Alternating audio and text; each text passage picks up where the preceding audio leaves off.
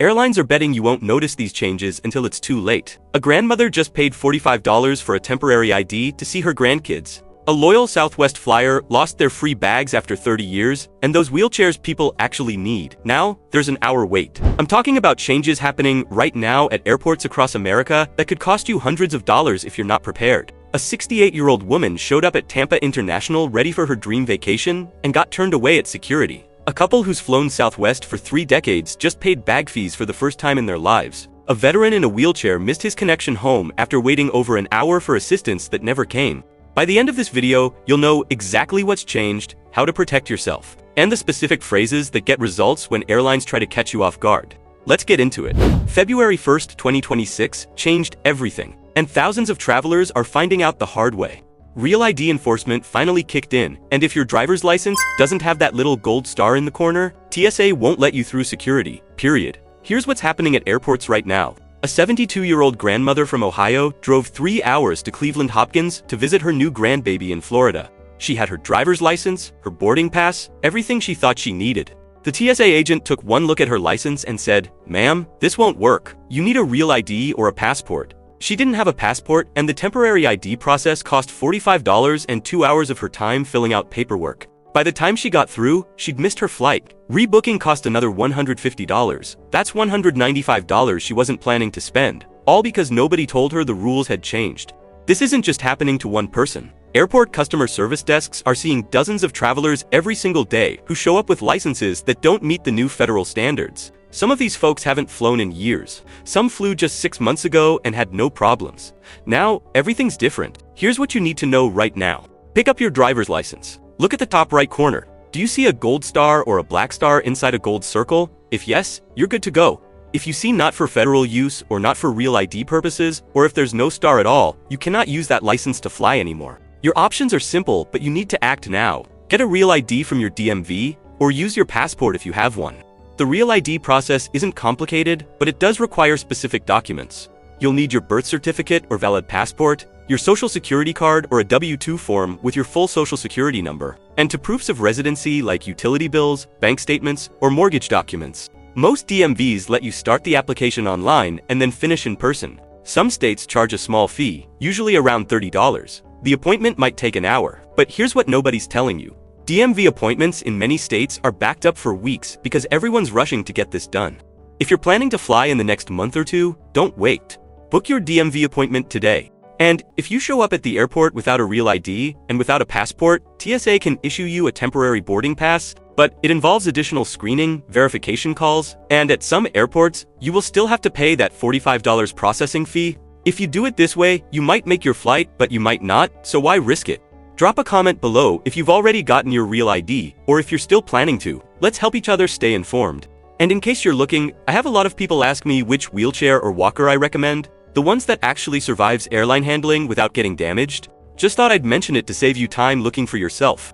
January 27th, 2026 will go down as the day Southwest Airlines turned its back on loyal customers. For over 50 years, Southwest had one thing that set them apart from every other airline. Bags fly free. 2 checked bags, no charge, no hassle, no hidden fees. That's overdone, finished. Your first checked bag now costs $35. Your second bag costs $45. And the open seating that made Southwest feel different from everyone else? Gone. They've switched to assigned seating with zone-based boarding groups 1 through 8, just like every other airline. People who've flown Southwest their entire adult lives are feeling betrayed, and honestly, they should. One couple from Phoenix has been flying Southwest since 1995, 30 years of loyalty. They chose Southwest specifically because of free bags and open seating. They'd show up early, grab their favorite seats, and never worried about extra fees. Last month, they flew to visit family in Denver. The gate agent informed them their bags would cost $70 total. The husband said, "There must be some mistake. We fly Southwest because bags are free." The agent just shrugged and said, "Not anymore." This isn't just about the money. Those $70 in unexpected fees hurts, especially for folks on fixed incomes. It's about trust. Southwest built their entire brand on being the airline that treated people fairly. No tricks, no traps, just straightforward pricing. Now they're doing exactly what Delta, United, and American have done for years, nickel and diming passengers at every opportunity. The assigned seating change is causing even more confusion. Southwest's new system uses 8 boarding groups. If you don't pay extra for early bird check-in or priority boarding, you're getting stuck in groups 6, 7, or 8. By the time you board, the overhead bins are full and you're stuck in a middle seat. Here's what you can do to fight back without abandoning Southwest completely.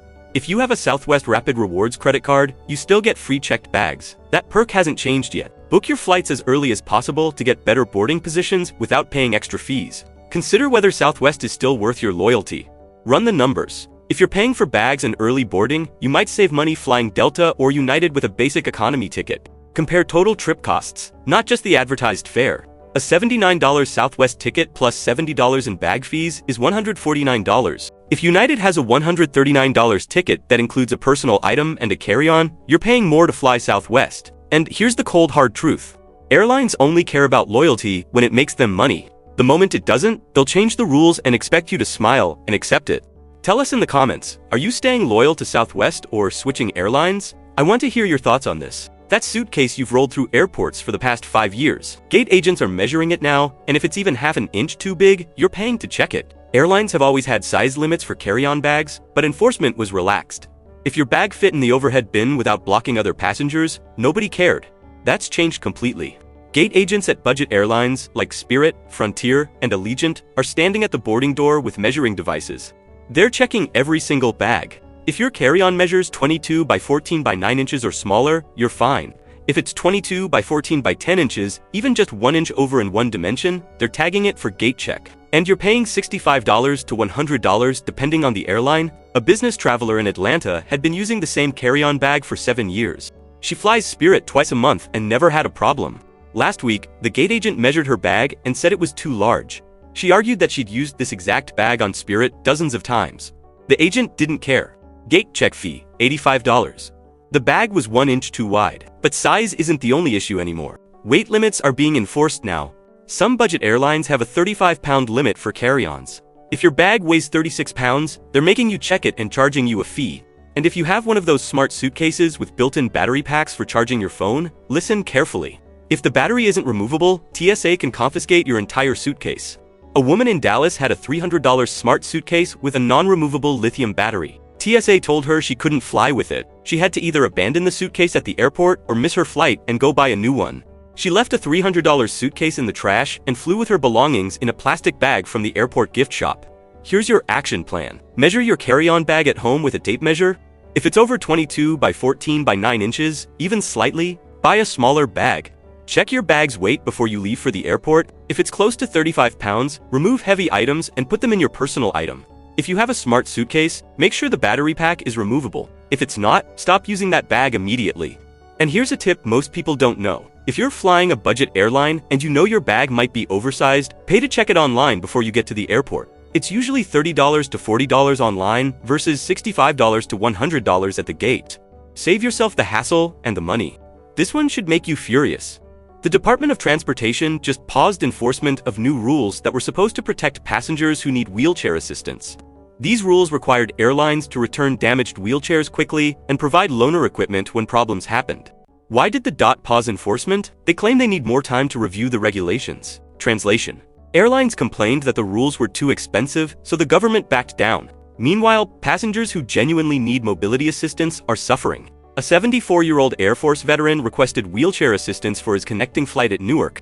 He landed at 2 p.m., his connection was at 4:15. Plenty of time, right? The wheelchair assistance he requested never showed up. He waited at the gate for 50 minutes. He asked multiple gate agents for help. They told him someone was coming. At 3:45, still no wheelchair. He tried walking to his next gate on his own, but his mobility issues made it impossible. He missed his flight. United's customer service told him the missed connection was his responsibility because wheelchair assistance is a courtesy, not a guarantee. They rebooked him on a flight the next morning with no hotel voucher, no meal compensation, nothing. He slept in the airport overnight. This isn't an isolated incident. Airports are seeing massive delays in wheelchair assistance because of two problems happening at the same time. First, airlines aren't hiring enough staff to handle the demand. Second, there's been a huge increase in what's called Jetway Jesus incidents. These are able-bodied passengers who fake needing wheelchair assistance just to skip security lines and board early. When people who don't actually need wheelchairs are taking up resources, the folks who genuinely need help are left waiting. At Los Angeles International, wheelchair wait times have increased by 40% in the past year. At Miami International, Passengers report waiting over an hour for assistance that's supposed to arrive within 15 minutes. Here's what you need to do if you or someone you're traveling with needs mobility assistance. Request wheelchair assistance when you book your flight, and request it again 48 hours before departure. Call the airline directly. Don't just rely on the app or website. Get a confirmation number and the name of the person you spoke with. Arrive at the airport at least 3 hours early, even for domestic flights. If your wheelchair assistance doesn't show up within 15 minutes of your request, find a gate agent or customer service desk immediately. Don't wait and hope someone shows up. Avoid booking tight connections. If you need mobility assistance, give yourself at least 2 hours between flights. Airlines won't help you if you miss your connection because their assistance was late, and document everything. If you experience significant delays or problems, file a complaint within 24 hours. Airlines respond much faster to official complaints than to angry tweets or Facebook posts. The complaint form is on the Department of Transportation website. It takes 5 minutes. Here's a change that should infuriate anyone who's been loyal to an airline for years. American Airlines decided that if you buy a basic economy ticket, you earn exactly 0 miles, 0 loyalty points, nothing. This went into effect December 17, 2025, and most passengers have no idea. Think about what this means. You're still paying American Airlines, you're still sitting in their seats, eating their pretzels, dealing with their delays, but you get absolutely no credit toward future flights or elite status. You're invisible to their loyalty program. A teacher from North Carolina has been flying American for 15 years. She's accumulated enough miles for 2 free round-trip tickets. She usually books basic economy because she's on a tight budget. Last month, she flew from Charlotte to Los Angeles for a family wedding. When she checked her account after the flight, her mile balance hadn't changed. She called American and asked why.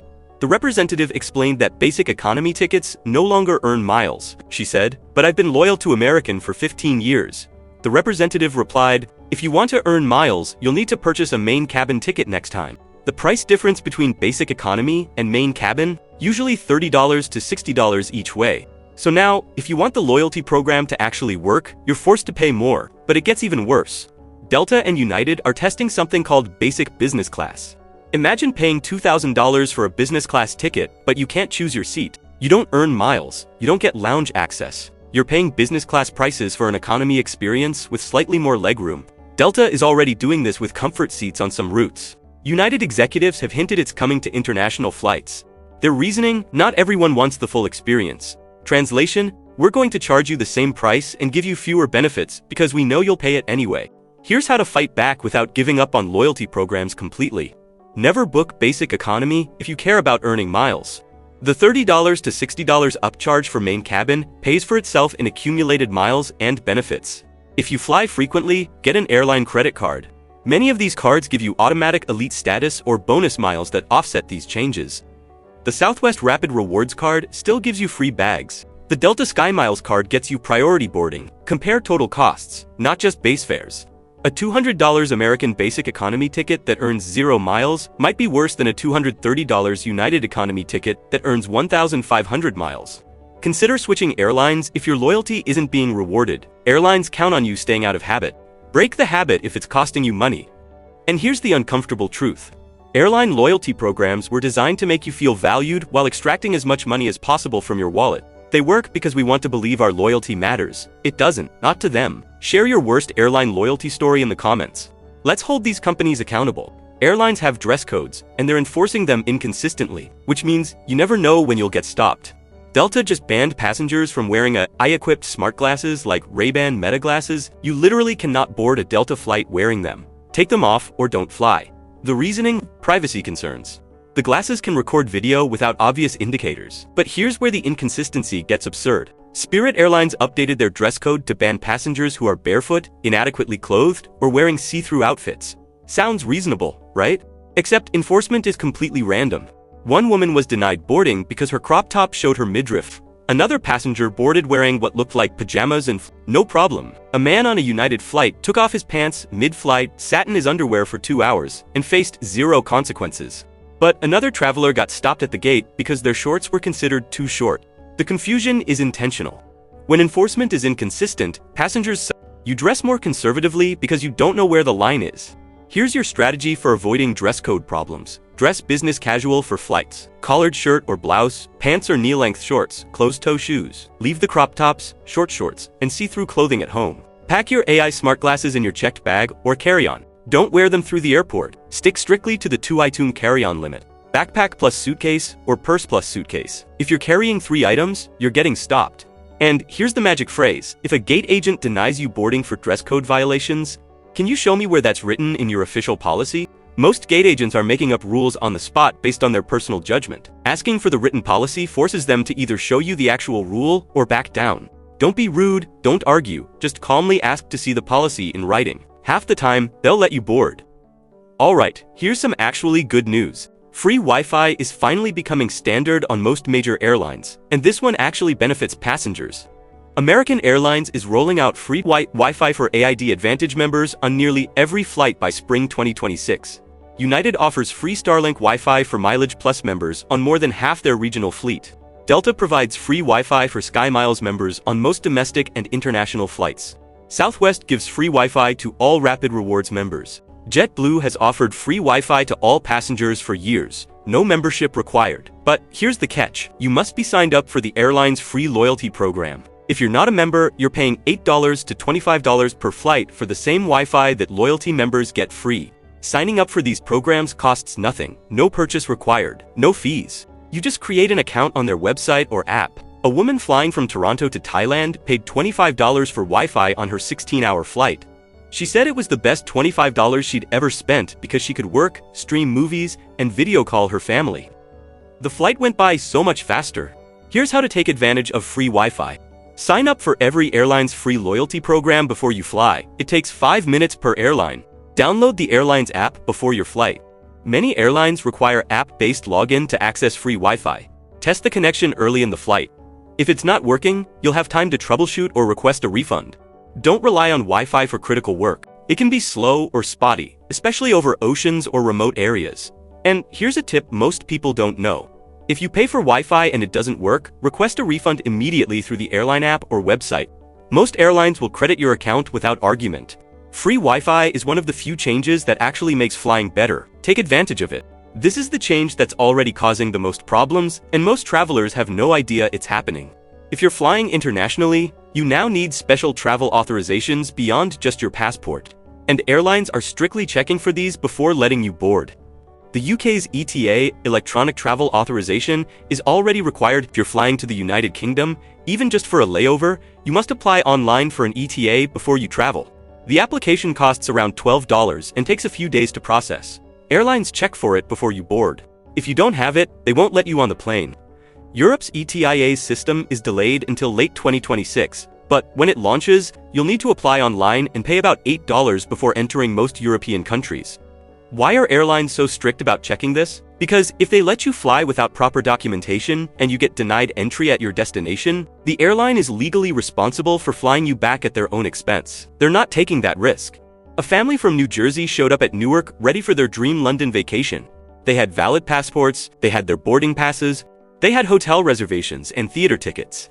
The gate agent asked for their UK ATA confirmations. They had no idea what that was. The agent explained they needed to apply online before traveling to the UK. They hadn't done it. The airline denied them boarding. They lost $3,200 in non-refundable flights and hotel reservations. The entire vacation gone because they didn't know about a requirement that nobody told them about. Here's your complete strategy for avoiding this nightmare. Research entry requirements 60 days before any international trip. Don't assume your passport is enough. Check the embassy website of your destination country, not just the airline website. Airline websites sometimes have outdated information. Apply for ETAs and travel authorizations as soon as they're available. Don't wait until the week before your trip. Print your authorization confirmations and keep them with your passport. Some countries want to see physical copies. Arrive at the airport at least 3 hours early for international flights. Immigration and customs are slower than ever. Budget extra time at European airports specifically. New biometric systems are causing massive lines. And here's the magic phrase when checking in for international flights. I have all required travel authorizations. Would you like to see my confirmation? This shows the gate agent you're prepared and understand the requirements. Have you dealt with these new travel authorizations? Drop your experience in the comments below. Let's help each other navigate this mess. These changes aren't slowing down. Airlines are going to keep finding new ways to charge more and deliver less. Your best defense is information. Know the rules before you get to the airport. Check your driver's license for the real ID. Start today. If you don't have it, book a DMV appointment this week. Sign up for every airline's free loyalty program, even if you don't fly them regularly. The free Wi-Fi alone makes it worth it. Measure your carry-on bag and weigh it. If it's oversized or overweight, replace it before your next trip. If you need wheelchair assistance, call the airline 48 hours before your flight and get a confirmation number. Arrive 3 hours early. Research international entry requirements 60 days before any trip abroad.